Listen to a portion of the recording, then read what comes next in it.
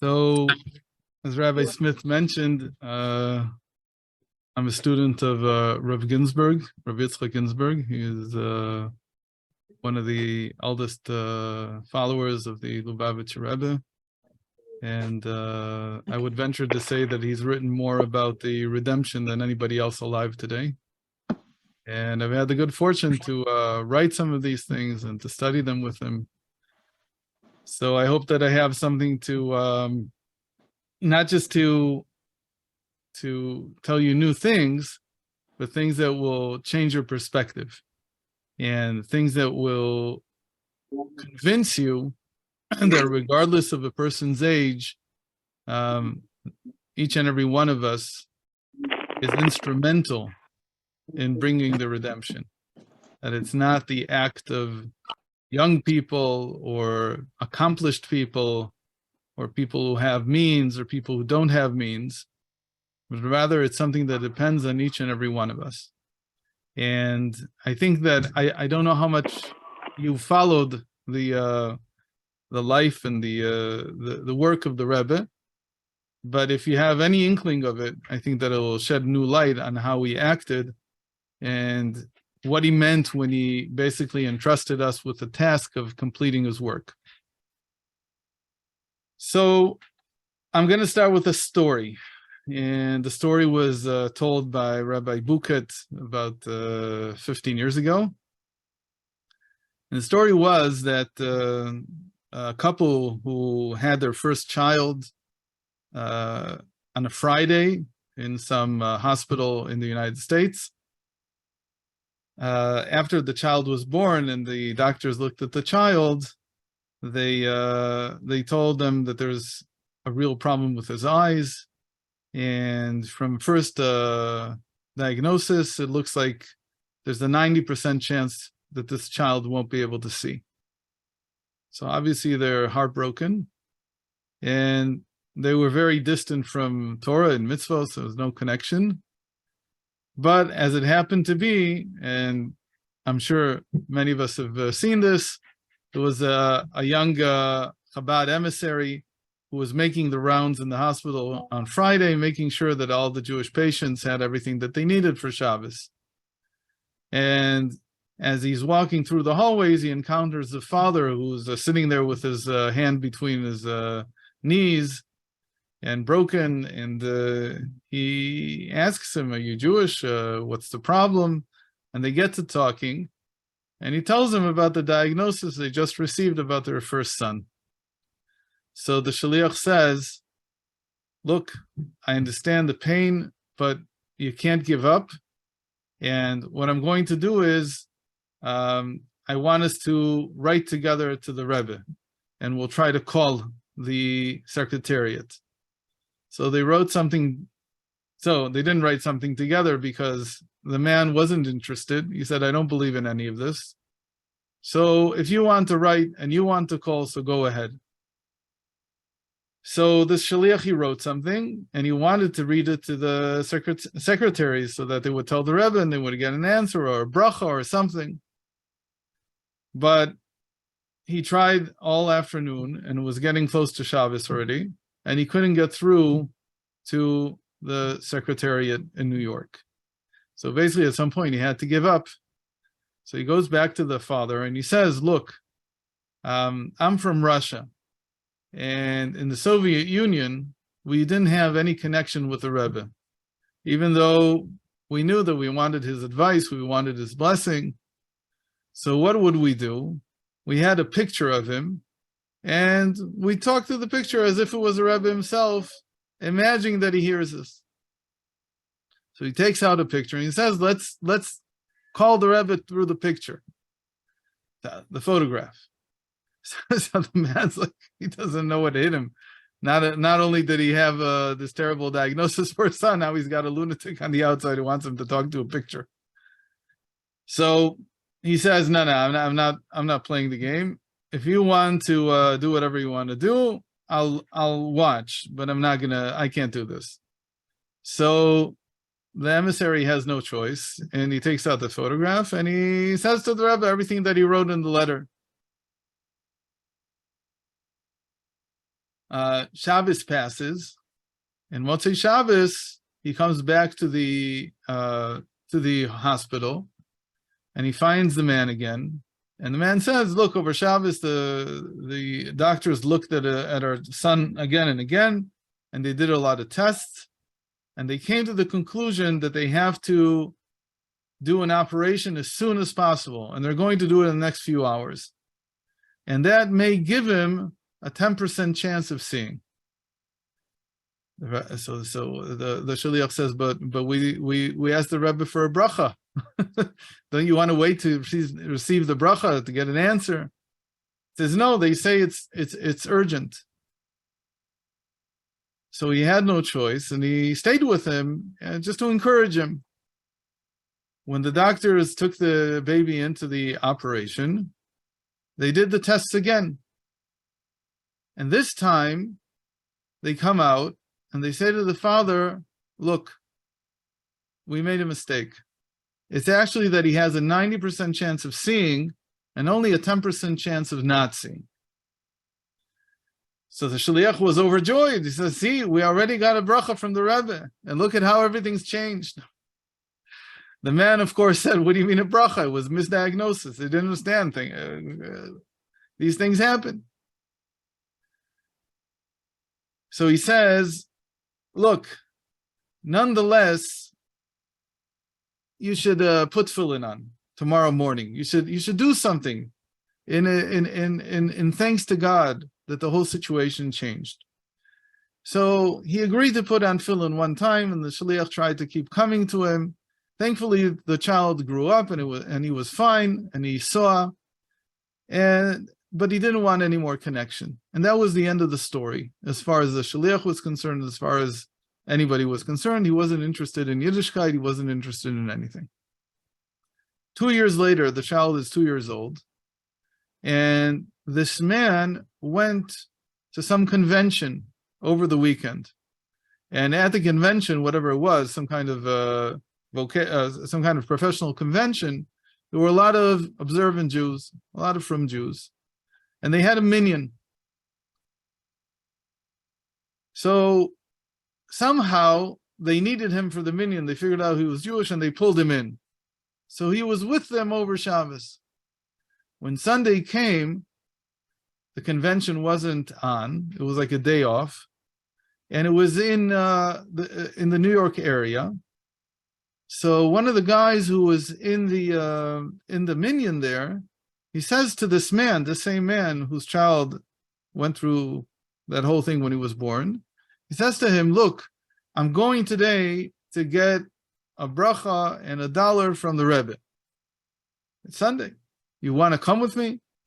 He says, no, he's not interested. Anyway, he convinced him in the end to come. And this man was attending the convention with his wife and his baby. So he convinced him, and they all went.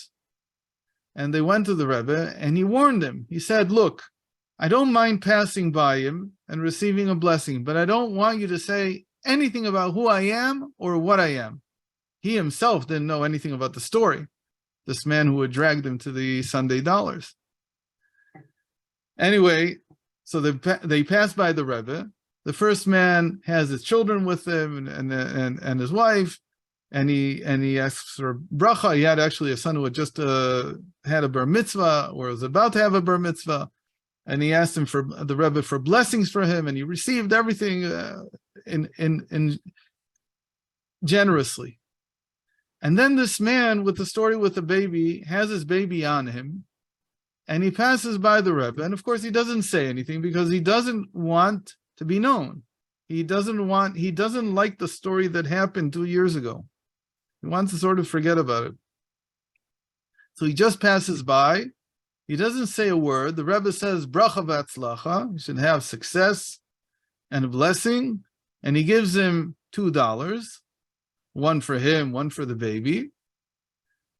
And then, as he's walking away, he motions for him to come back. And he came back. The secretaries called him back, and he came back, and he was already worried. But the Rebbe didn't say anything.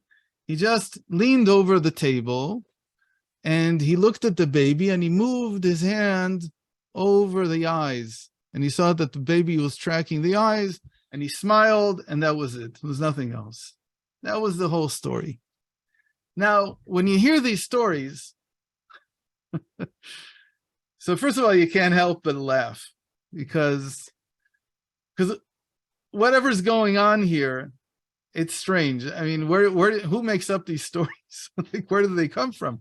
They're so strange that in a certain sense, on the one hand, you have to believe them. On the other hand, you can't. They're unbelievable. But I don't want to talk about that aspect of the story, whether it's believable or not. What I want to talk about is the apparent dissonance between the Rebbe who wanted to bring redemption to the world and the attention to every single individual.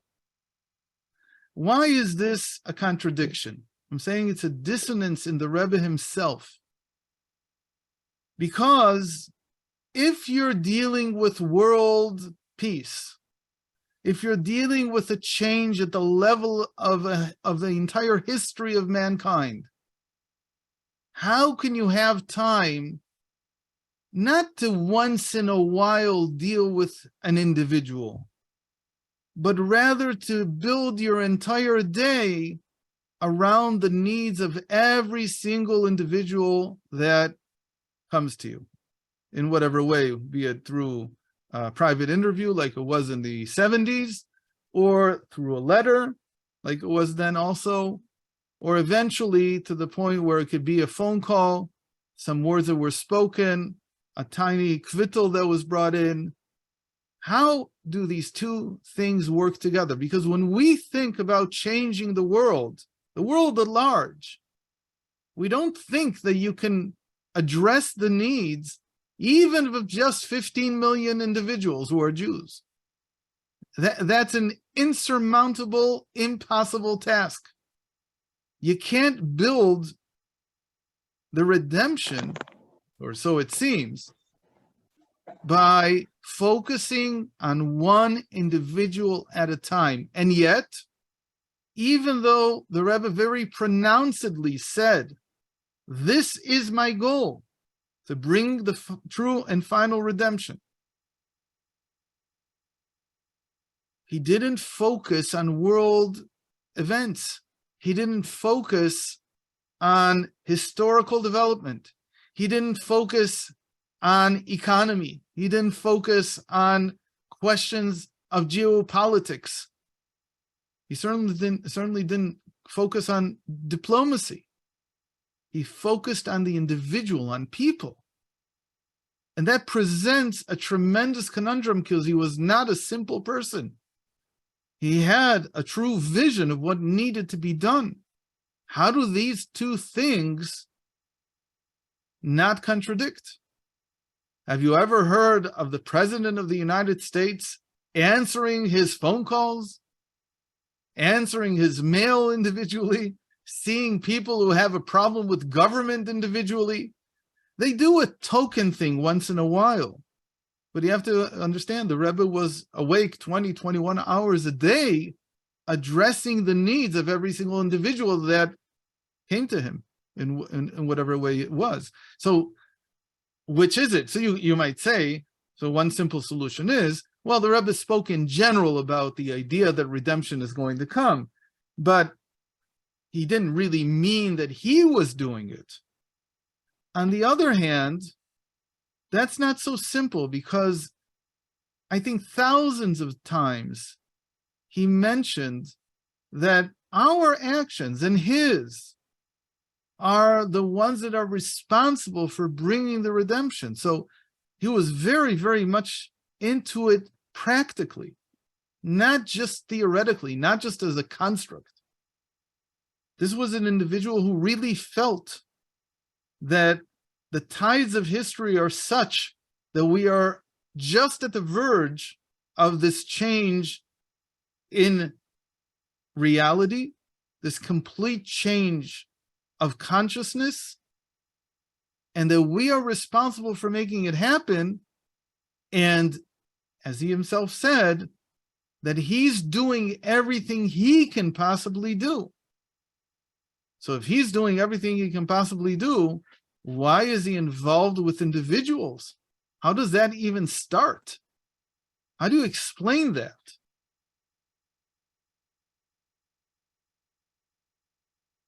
So I hope the tension here is clear. And I know that in the United States, nobody believes in the redemption. It's not a very popular topic. On the other hand, one of the things that the Rebbe did was that he made it into something that was not entirely crazy. And another way of saying it is, at least here in Israel, everybody wants Moshiach. What that means is a huge question. I don't think that most people understand what it means, but it's what most people want. So the Rebbe did something which I have to now explain a little bit more in depth, which is the task of every leader of the Jewish people in every generation.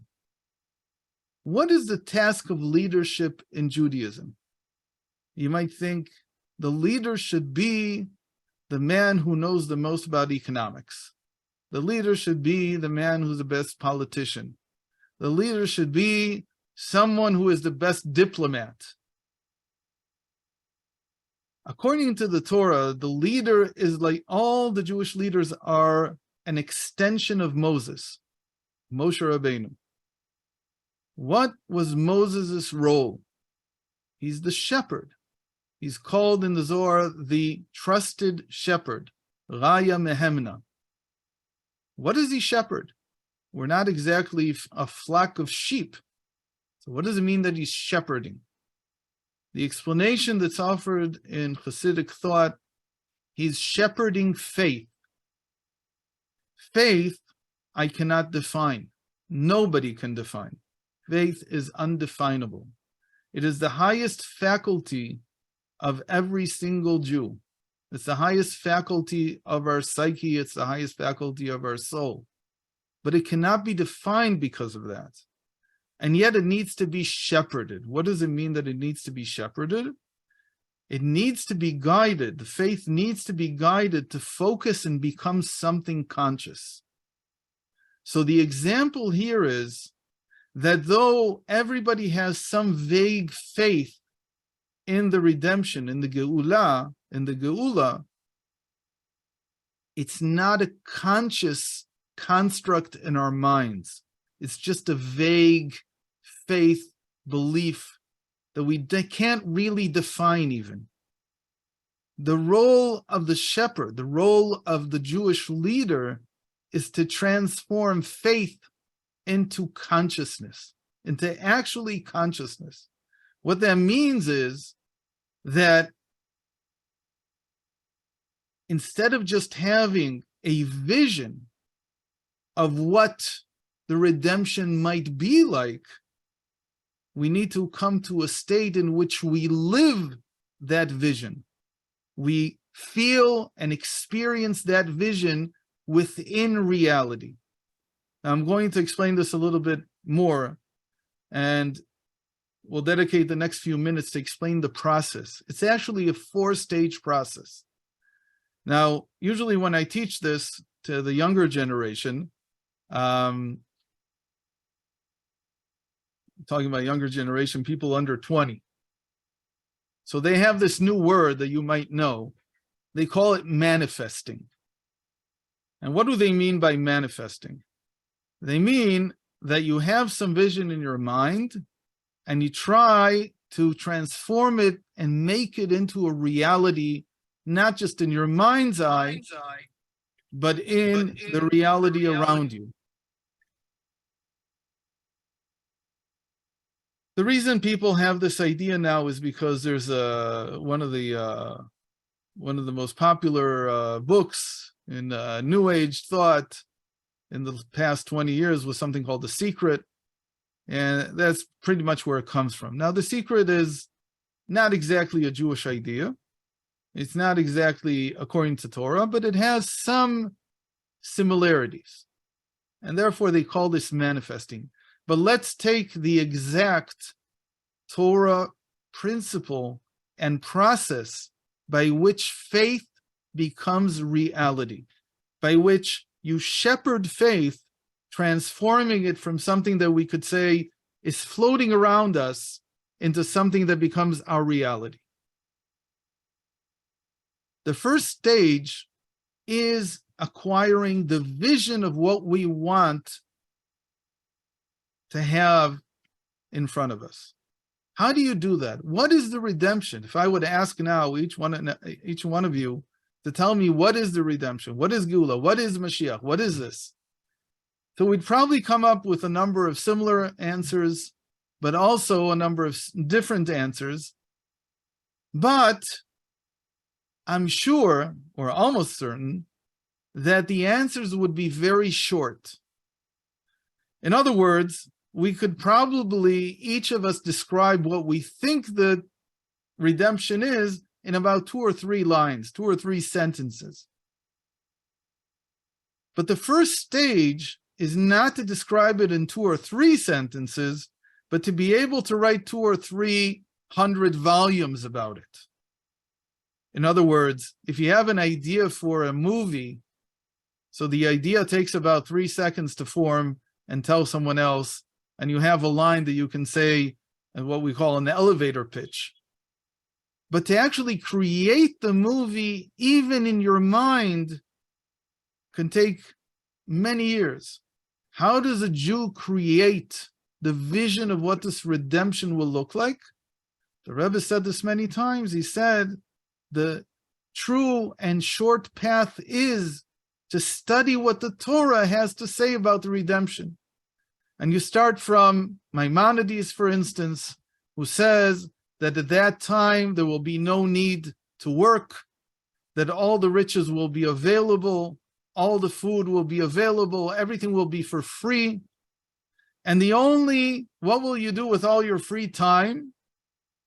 So what do people consider the right way to pass their free time? Says Maimonides, at least, in his vision of what the redemption is, that everybody will sit down to study Torah. And that's what the redemption is going to look like. Now, for a lot of people, if you hear that, then you're like, okay, I'm not so sure I'm interested in that.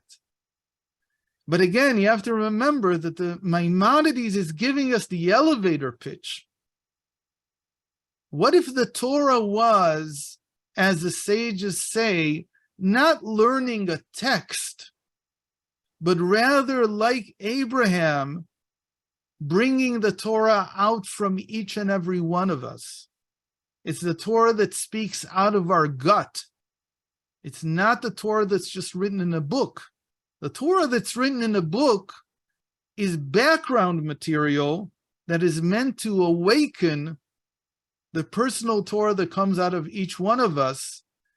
And as the prophet says, that in the end we each know God differently, which creates a situation in which one person cannot teach another how to know God. That type of Torah is already more interesting. That type of Torah might be fitting for more than just people who have tried learning Talmud and haven't found it engaging, or haven't found what they're looking for there. That Torah is something that comes from the inside. Who had that type of Torah? The patriarchs and the matriarchs. They were not commanded by God. They did not receive the Torah the way that we did. But in Hasidic thought, we say that in the end of days, in the redemption, we go back in a large degree to the state of the patriarchs, where the Torah flows from within us. As the sages say about Abraham, that his 2 kidneys became like his 2 rabbis that taught him the Torah. The kidneys, as far as I've researched, don't speak. And they don't have a beard, and they don't teach anything. What is meant, of course, is that it's a deep inner sense of advice about how to actually conduct your life in the way that God most wants from you. To say it another way, the way that the Rebbe would say it, that we each have a personal mission in our lives that we need to fulfill. And to discover that inner mission, that unique individual mission that we each have, we have to listen to our insides. It comes from a deep awareness of our essence. There's a lot more to say about the kidneys, but we don't have time. From that comes a vision. So, or this is at least one part of the vision that Maimonides mentions, again, in an elevator pitch. He mentions the verse that one person will not teach another. And yet again, he also has in his elevator pitch that we will all be learning Torah. So there's an understanding that we will all be learning the written Torah and the oral Torah as we know it, but this will all pass through the understanding that is inherent in each and every one of us. Or as the sages say, a new interpretation of Torah will come out of me. A new understanding will emerge from our individual selves. So that's about creating a personal vision. If you don't study beyond the elevator pitch, then you'll miss the entire idea. But you have to have a vision, and this is true about anything you want to do in life. If you can't write out the vision in a volume, in 200 pages, you don't yet have a vision of what you want to become, of what you want the world to be. So whatever you're pursuing, you have to do this. This is the first stage. It's called the vision of faith. So first of all, have a vision of faith. Let's take an example. King David became king because the tribes of Israel, after almost 400 years in the land of Israel, had lost their unity completely. They were on the brink. They already had a civil war where they had all fought against Benjamin and actually ostracized them from the Jewish people. Who was the first king of Israel? King Saul. He was one of the first Benjaminites who was allowed to remarry into the Jewish people. And he was something of a figure at that, because imagine again that the entire Jewish people ganged up on one tribe and tried to destroy them. So this was not working, this tribal idea of Israel as 12 tribes. It wasn't working anymore. It didn't hold the unity together. King David came, and the whole idea of a king was that we have to get past the idea of tribes. We have to go beyond that to something more unifying. So Saul was again the symbol of the reunification of Benjamin into the rest of the Jewish people. But that wasn't enough. King David ran, if we want to call it like a political race, under the platform of I'm going to build a temple. It's a commandment that we had that when we entered the land, we're supposed to build a temple. The Torah doesn't say where, but they already knew from the prophet Samuel that it would be in this city called Yevus, which later became Jerusalem, Yerushalayim.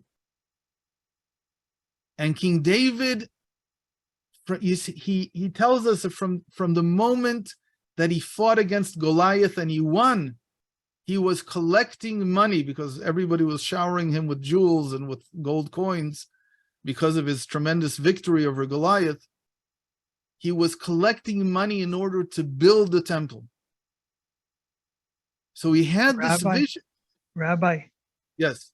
Can I make a suggestion? I think you should take a break and go around the room and find out what people are thinking about or have to say. Maybe, I don't. It's up to Rabbi Smith. and you, but it's David speaking, Rabbi Smith. But I feel like I don't want to doze off, and I don't want anybody else to doze off. So that's my suggestion.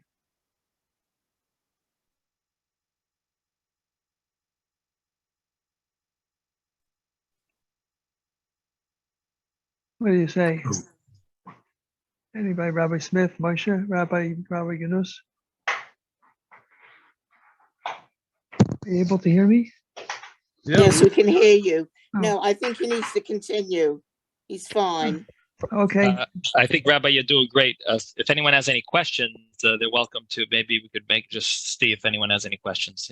but let's finish this stage of the vision, and then we can ask questions. So King David had this tremendous vision for years. And then pretty much on the day that Samuel died, he and Samuel together, the prophet Samuel, completed the plans for the future temple. But then something happened. After Samuel dies, the next day, Samuel's replacement, the prophet Nathan, is sent to David early in the morning, before Shacharis, before everything. And God says to Nathan, tell David that he can't build the temple. Very interesting. Why?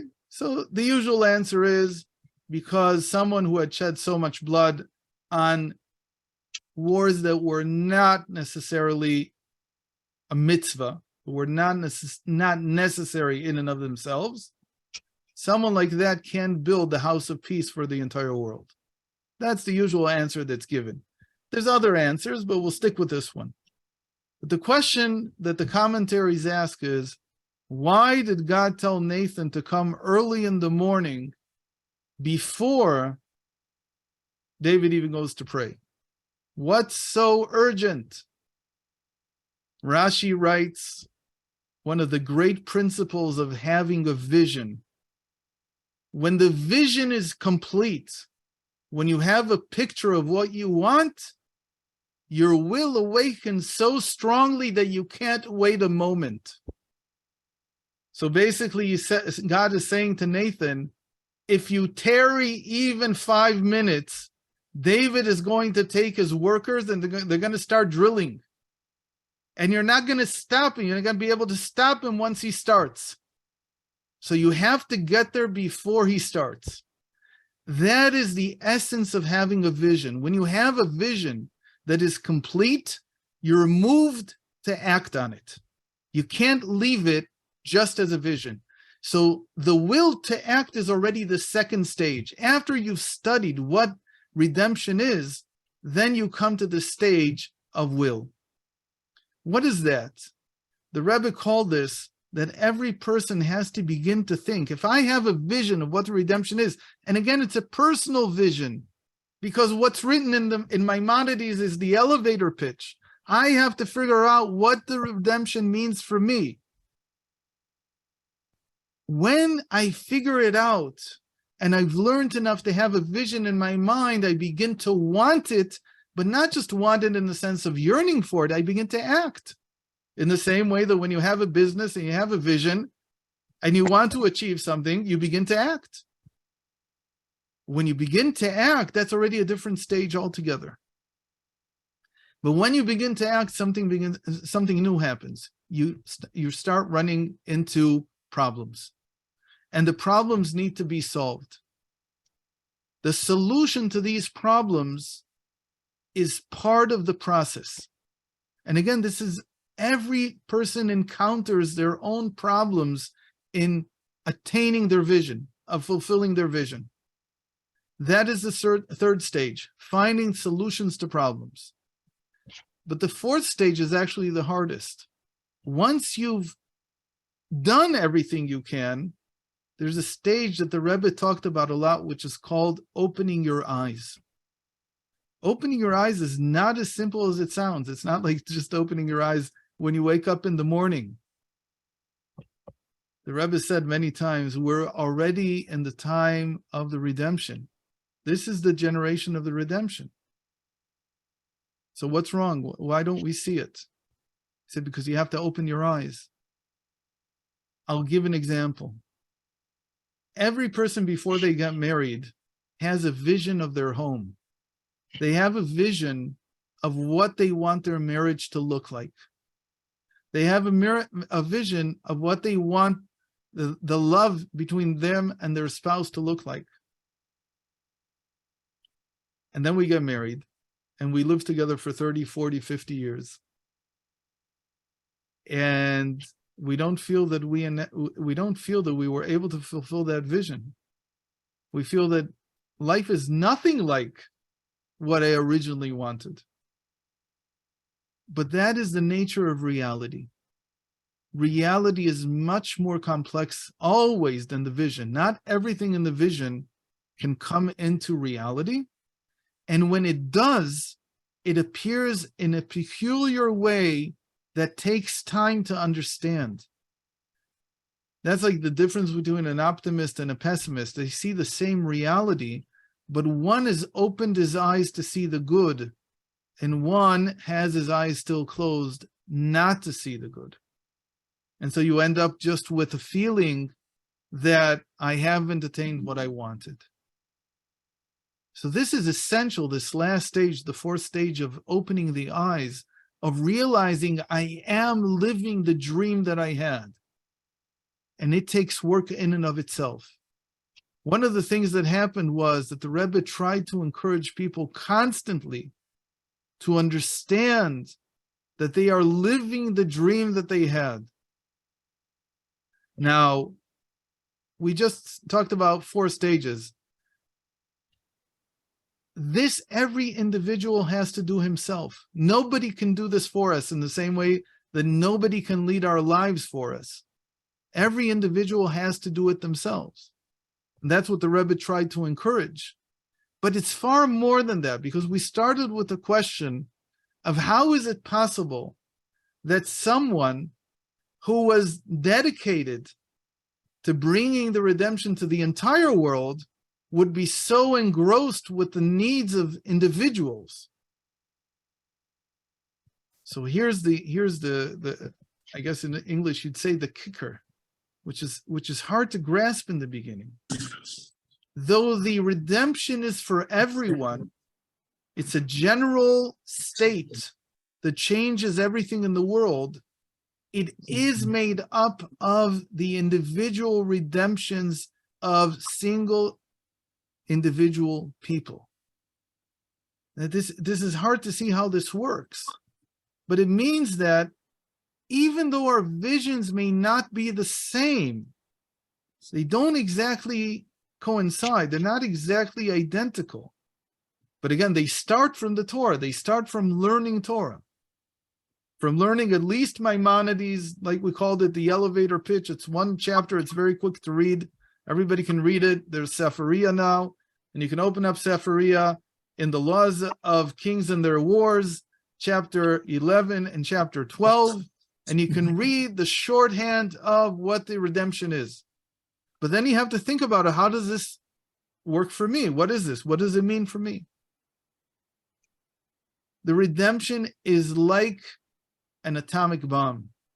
You have to reach critical mass of individuals that have gone through this process. It's not an all or nothing proposition. It doesn't mean that all the people in the world have to agree on one thing. On the contrary, that will probably, it's what we call, we don't want to say it will never happen, but we say that is called be'ita, in its time. There is a time when that will happen. There is a time when everyone will share a certain consciousness, and that will be the general redemption. But there's also something called achishena. Achishena means I hasten it. The redemption comes with haste. How does it come with haste? In each of us as an individual. And each of us as an individual, when we go through the inner process, can actually do it all within 24 hours if we really want to. I can't change the world in 24 hours, but I can change myself. In fact, if I've been working on it, it could be that the last moment when I change my perspective on my life and I begin to live as if this is a redemption already, that can happen in a single moment. But it's about a critical mass. When there's enough people that have heard about this process, enough people who understand that it's a conscious change of perspective on life. It's taking faith and turning it into something that drives me and allows me to see reality in a different light. What could that mean, for instance? There's one person who is estranged from their children. Redemption for them is that, first of all, there's no bickering, there's no disputes. How can I do that? That particular individual redemption is something that they could do in a moment if they wanted to. What do you have to give up on? The dispute. You have to forgive. You have to be willing to hear the other side. You have to be willing to do things that, again, if you don't first have them in your vision, I want to no longer be estranged from my adult child. I want to have a good relationship with him. And you have that vision until finally you can't hold back and you want to pick up the phone and you want to talk to them. Or maybe you even want to convince them to come down and visit you. And you're telling them it's going to be different this time. Until eventually you open up your eyes and you see, we're not going to agree, but we do love each other. That's the opening of the eyes and seeing the redemption. That's a very individual change. But when enough of this happens in the world, then the larger change begins to happen, because that's how you have to think about the redemption. And that's how the Rebbe thought about the redemption. It's not the task of he or anyone else to change the entire world. You can't do that. Nobody has that superpower. Why is that?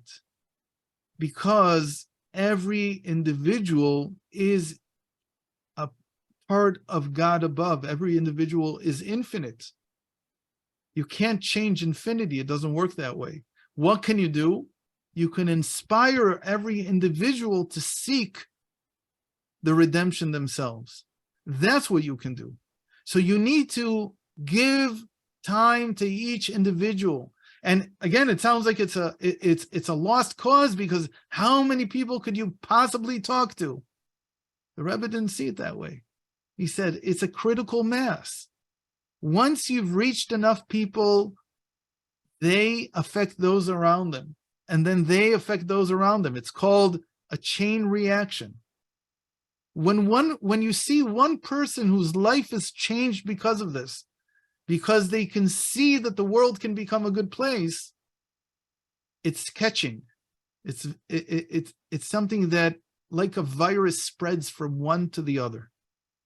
But you have to start with each individual separately. There's not going to be a global message that will somehow convince everyone to change. Why? Because we all are different in that respect. When the first Rebbe of Chabad wrote his famous book, the Tanya, he writes in the introduction, my main challenge is that everybody understands affairs of the heart differently. How can I write one book that will have the right formula for everyone? He says, I raise my hands up in the beginning and I give up. There's no way I can do it. There's absolutely no way I can write something that fits everyone. What can I do? I can awaken everyone to begin to work on the redemption personally. There he's talking about not just the general redemption, there he's talking about the redemption of each of our hearts. The possibility that you can live a life where you're not in pain, that you're not pained by your relations, you're not pained by your spouse, you're not pained by your children, you're not pained by these things. They become a source of joy. And then when each individual is able to carry this out themselves, You reach a critical mass when there's enough people. Now, I would venture to guess, I hope I'm guessing correctly, that we have that critical mass already. We do have that critical mass already. And when the chain reaction starts, it progresses in an exponential form. When there's enough people to start the chain reaction that's going to go on in the world, you'll see the changes happen exponentially. And I believe they're happening right now exponentially. I think that the world, since I was in my 20s, which is not so long ago, it's just 30 years, is a completely different world. True, there are always huge problems. But the individual understanding that I am responsible for my own fate, that I am responsible, not just because I'm responsible, because that is what it means to live a godly life, is to take stock in what I have, is to open my eyes to see the godliness in my own life. That is something that is spread. I'll just finish with a little story. When the first Rebbe of Chabad was taken to prison, he spoke with one of the guards there. And after he finished speaking with him, he came to this conclusion. The Baal Shem Tov, the founder of the Hasidic movement, had two great innovations. They weren't so innovative in the sense that they don't have documentation before him, but they're innovative in that he made them central. These two innovations were, the first one was that everything is under personal, individual, divine providence, i.e., my life in all its details is under God's supervision. There is nothing that God is not aware of. That was innovation number one. Innovation number two was that the world is being recreated from what we can't understand, which we call the nothingness, into the present reality at every single moment. So after he ended speaking, he finished speaking to this guard who was a non-Jew. He said, "I see that the first innovation of the Baal Shem Tov has already been accepted by the entire world. Everybody feels like that, and that's exactly why everybody's angry at God. Because if you didn't believe that everything was under divine supervision, under divine providence, then you wouldn't say, 'Why, God, are you doing this?' Because we really do believe that already. Except we need to a little fine-tune the understanding what that means exactly. But every single person says thank God about everything, and they blame God about everything that doesn't work. So it means that we already feel that way. Again, this is not an innovation that the Baal Shem Tov wrote about in the newspapers. He didn't give world tours on this. He was simply explaining what the human psyche is now experiencing, what it's feeling. It's almost as if God has changed us in that sense. But the Alter Rebbe, after speaking to the guard, said that the second innovation, that the world is being recreated at every moment, is not yet fully universal. Most people do not yet understand this. They don't yet live this way. But imagine, what does it mean? What does it really mean that you can change the world? You can open your eyes and see something completely different in your lives. The best way to understand it is as if, again, think about someone you were estranged from, and suddenly you come to peace with them. Think about what happens when the vision you have, suddenly you realize you've already achieved. It's as if the world is recreated at that moment. It's a feeling of complete rejuvenation. It's a feeling as if the world, we're starting completely fresh, entirely new. That is what redemption depends on. That when enough people understand this, that we are able to individually create a critical mass that will change human consciousness so that we all feel that the world is new. It's just been created. I'm new. Then the chain reaction begins. And that's why the Rebbe spent most of his time, 95% of his time, dealing with individual problems of individual people, not just trying to solve them, but more importantly, to give them this vision that you can change your life, that you have the power to change things, to encourage you. The Rebbe was a genius in being positive, in knowing that things can change. As Rav Steinsaltz, one of my teachers, once said, that if the scientists would come up one day and say, in 2 weeks, the world is going to be flooded. So all the major religions would call fast days and cry out to God and everything else that you want. And all the scientists would be throwing up their hands in despair. And everybody would be walking around with gloom and doom. The Rebbe would be yelling, we have 2 weeks to learn how to breathe underwater. Because there is no end to human innovation. And there is no end to human ability. There's no end to human positivity. There's no end to the power to recreate the world at every moment if we so choose to open our eyes and to bring the redemption. And when that happens, and enough people have that transformation happen, and I thank God have been involved with maybe 100 or 200 people in my lifetime that have gone through this transformation. And when you see it happening and you see them before and after, you realize that you created a whole new world that didn't exist there before, then you realize that this is possible.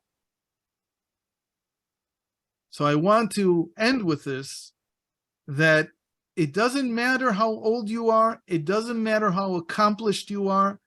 If the world is going to be recreated by you, it depends only on one thing, and that's on following this idea that I can bring the redemption first and foremost to my life, and that is a necessary part of the critical mass that will change the entire world.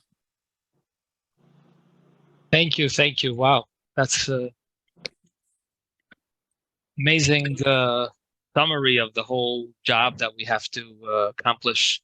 So big Yasher Koyach, Rabbi Moshe. I think we have some questions here. I see someone by the name of Dave, maybe. Dave, do you have a question? Sure. I was going to ask about with David and Saul and, the Israeli end of tribalism and a new vision, how does that compare to the majority of Jewish history, 5,000 to 7,000 years, before the 12 tribes, maybe 3,000 to 5,000 years ago? How is that compared to the different dynasties or time periods of Jewish tribal history or Jewish new visions? Okay, so after this great question, I don't know. Each one of these people, like Samuel saw the end of the tribal era and the beginning of the kingdom with the king who unified everyone. And it was very much his vision. Why was it his vision? Because he was the prophet in the tabernacle at Shiloh, which was the tabernacle that served the tribes as separate tribes. And he saw it destroyed. And it was destroyed exactly because of what we just described, this war with the Benjaminites. And he knew that the unity that was created by this tabernacle, let's call it the residue left over from Moshe Rabbeinu, from Moses, from the time that they were traveling in the wilderness with one great leader like that, had run its course. He knew there had to be something new. What did he do? He looked in the Torah. He didn't have to look very far because he knew that until now they had not done what God had told them, which was to build a temple. And they had not done what another commandment that God had commanded them, which was to anoint a king. And so for Samuel, it was almost a no-brainer. It was just a question of, how do I get them to move from one unifying vision to the next one? Now, he's a leader. He's not just a simple person, so he's not just looking at his individual life. He's looking at the life of the entire nation. But in the life of the entire nation, he built this vision that we're now going to move. And obviously, he didn't plan the destruction of Shiloh. He lived there and he was a prophet there. He was serving there. But it happened. And when it happened, he was ready with his vision. So that was the first change. The second change came at the destruction of the second temple. When the second temple was destroyed, we usually point to Rabbi Yochanan ben Zakkai, who was the great sage who reformed all of Judaism around a new idea. Because until then, Judaism was, since the time of Samuel, was unified around the temple. Even when they went out to the first exile for 70 years in Babylon, their purpose was to come back to the land of Israel to build the temple. That's what they lived with. Rabbi Yochanan ben Zakkai had to rebuild Judaism around communities, almost a throwback to the tribal era, but not exactly, and around Torah study. And that changed the whole vision of what Judaism was. If I had the guts, I would tell you that the Rebbe gave us a new unifying vision, which is amazingly something that was never tried before. It seems almost crazy, but it was never tried before. What is the Rebbe's great vision? His vision is a vision of redemption. This was never tried before. To come and say that what is going to unify us is that we all want redemption, meaning we all have within us a goal to recreate the world. This was not something you could talk to people about even 100 years ago. Very few people could connect to this. But today, everybody knows, it's almost like it's burning within everyone, that we have to have a vision for a new world. It's like clear. You know, the state of Israel was built on a vision like this. Herzl had a vision, and he wrote out his vision in a book called Alte Neuland. He did go around and peddle his wares because it was already a time where you could do that. And he got a lot of people aboard. Unfortunately, it seems that that vision is short-lived. It's not able to really carry the 6 million Jews that live now in the land of Israel. Nobody really believes in that vision anymore. There has to be a new vision. The new vision that almost everybody wants, everyone that you talk to, is that there has to be a new world now. There has to be a world that's based on something completely different. And that was, in short, the Rebbe's message, that we're in a transition now also, and we're waiting for someone to be able to state clearly the vision of what this new world is going to look like. And it's a world that starts from individuals, not like in the past. Samuel's vision was to create a kingship, to create a temple. These are very communal visions. The vision of the Torah was still around communities, although it was more individualized because of Torah study, but still the Torah study was communal because there were sages and simple people who followed the sages. But the message of Hasidus, the message of the Rebbe, is that it's now about the individual. It's now about each individual dreaming and thinking and envisioning and then wanting, solving, and opening the eyes to see a new reality.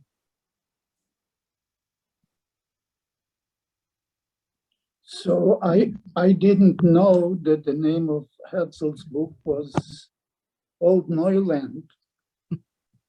Alter Neuland, that means, that he's really not renewing anything. He's just bringing back the old country, trying to bring back the old country, isn't it? If you read the book, you'll see it's like many of the utopian visions that were in his time. And he talks about many new technological inventions and things like that. I'm not a big chassid, as they say, of bringing back the old. I'm not a very I'm not very nostalgic. I'm not waiting for King David to come back. I'm not waiting for a temple with the type of sacrifices that were done before it to come back. I believe that all these things will come back in a way that will surprise us. But they'll surprise us because they're not about reenacting the past. They're about revealing the future. And the Torah has always harbored within it not a infatuation with the past, but rather with a drive for the future. And so I would call my book the Neuland. No need for the Alt. So maybe he's trying to say that he wants to bring a new country that renews the if that's what he wanted, I would be aboard. But no, he's not like the Rebbe. The Rebbe was a person dressed, in Hasidic garb, and knew the entire Torah, everything that's already been said, but his focus was constantly on the future. That's the true Alta Neuland. Yeah. But Herzl, unfortunately, was almost Christian. Rabbi, excuse me, can I ask you a Yes, question, of course. please? You explained that it's 4 stages process that we're going to. I'm sorry, I missed what is number 3. I understand that having The third one is vision. solving problems. The moment that you understand what you need to do, you Okay. encounter problems because reality is littered with hurdles. Always. Okay. And That's one what more. life is about. But then you Sorry. get inspiration about how to solve them. That's exactly my second question. Okay. You had a vision, you spent 30, 40 years of your life of building. No, don't some spend kind 30, of- 40 years. Spend a year. Okay. That's okay. Usually something that is really valuable takes a long time to build. Let's take it as a family structure. Okay, you build your family, you had a different vision of what will be the connection, what would be the relationship, everything else around it. And then suddenly you look back and you see that it is not even close to what you envisioned, but it's not even close to what you would like it to be. Where is the motivation for redemption is coming then? There's a very important aspect of all this that I did not talk enough about. And the reason I didn't talk enough about is because I'm a Lubavitcher. And you know that we Lubavitchers, we have this tactic, which is we won't talk to you about God in the beginning, right? We'll tell you everything's about you. The truth is everything is about God, but it's also about you. In other words, even if you think about God as your higher self, which knows better than what your lower self does, or the way that we say it in Hasidic language, you have a divine soul and an animal soul. And your divine soul is your higher soul. A lot of the process of opening the eyes is the humility needed in order to see things through the eyes of the divine soul. And the divine soul, again, you can say that this is God, and if you're a little bit less adept in the ways of serving God, then you'd say my higher self. You have to see things through your higher self. Your higher self is very humble. Your higher self understands that there are limits to what you can achieve, not because you're limited, but because we each have a particular part of reality to refine. And so you can't do everything. The higher self understands its place. So sometimes we accept Part of my place is the things, the difficulties that I carry, the challenges that I have, the fact that I have a child who is like this or like that or the other thing or that, and I have to carry it. The Baal Shem Tov used to call that the one who carries all worlds. That we have within us this ability, it's called Sovel Kol Almin, to be able to carry any reality that we're faced with. But not just to carry it in the sense that, oh, I have no choice. But again, from the point of view of the divine soul, this is exactly what I wanted. This is exactly what I need to really fulfill my role in the world. Again, I didn't speak about it. It's a huge topic, but that's the basic idea. Okay, I think I understood. I think it's just sometimes you need a few practical suggestions how to deal with specific situation. You're 100% true. And only a person who has the humility of the divine soul can come and ask for advice from others, truly ask for advice. Okay, Rabbi, Yes. thank you so much. I have two questions. One, I thought that the Moshiach was someone who could access that idea that awaken it throughout the world. But aside from that, what concerns me right now, when we think about the Neuland, instead of the old land, right? There is, unfortunately, in this world at present, a new world order attempted to be imposed upon all of us as individuals, and particularly seeming with animus against Am Israel. And how is our ability, people are waking up, some are waking up, it's just like looking at what might possibly, or might be a conflagration, or might just be a new order imposed upon us that will be contra to the Torah, against us and against the Torah. Okay, it's a very, very good question. Two things. First is, like I said, everybody feels this way. So this whole idea that there can be a new world order even, let's say that it's true. Even just the fact that people are thinking in those terms, powerful or less powerful, they're like us, they're people. And it means that they too have the same bug that we do. They've already been taken over by the virus also. They're also thinking about how do I create a new reality?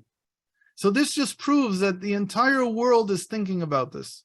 This is the jargon. How does the jargon come into the world? Sometimes it's from good places, sometimes it's from negative places.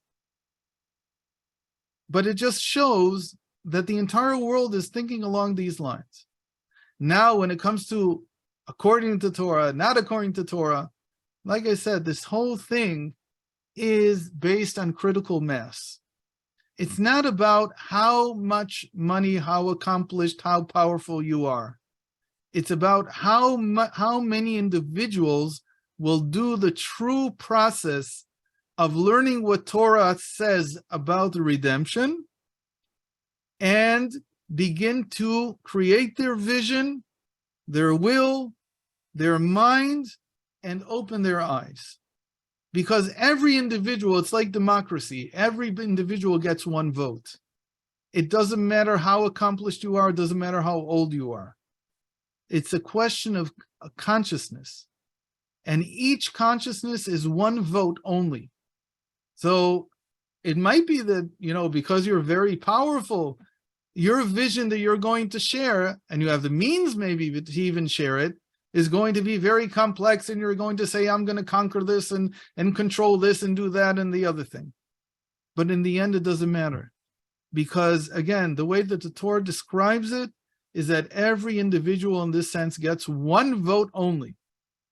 One chance at this. You don't get to decide anyone else's vision for them. And so you don't have anything to worry about. The only thing we have to worry about is whether we ourselves are taking advantage of what we are capable of doing as an individual.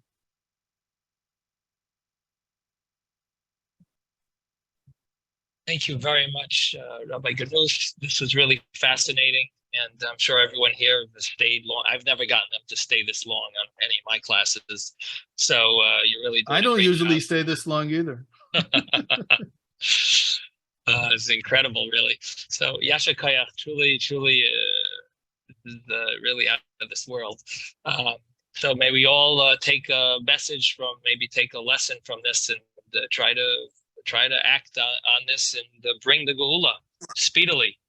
And So if I could you. just, I don't think, I don't know what you shared in the beginning when I wasn't here, but is it okay if I share my YouTube channel? Sure. Okay, so let me just get the link. I'll post it in the chat. Is that okay? Sure. So it looks a little weird. I don't remember what there's a short version of this also. So that's one way to get it. I think the other way to get to it is with this link. Let me just try this link, see if it works. This other one. Yes, it does. Okay. So there's a short version. Here's a short version. And I give a class every day at, let's see, 9:15 Eastern time, 6:15 Pacific time, but not on the YouTube, but rather on Facebook. And in Facebook, you can find my class at, I'll write the link also. You can find it there. And usually the class goes up within a few hours on YouTube, so you can catch it there also. So if you subscribe and do notifications, turn notifications on my YouTube channel, you'll get it a couple of hours later when it might be more convenient to watch it. And every day it's a short 10 to 15 minute class on the reading of the day in the Torah. So you're welcome to join that. And sometime during the evening, I post another 20-minute class on a Hasidic essay. So you're very welcome to join, and happy to see anyone who comes by. And thank you very much for inviting me. It's a pleasure and honor. The pleasure and honor is ours. So I gesund everyone, and thank you for joining us. Thank you. Thank you, Rabbi. Thank you, Rabbi. If anyone wants more information about our daily learning program, the Levi Yitzchok Senior Academy, please email me, rabbismith@hotmail.com, and I'll give you the information. Take care, everyone. Sei gesund.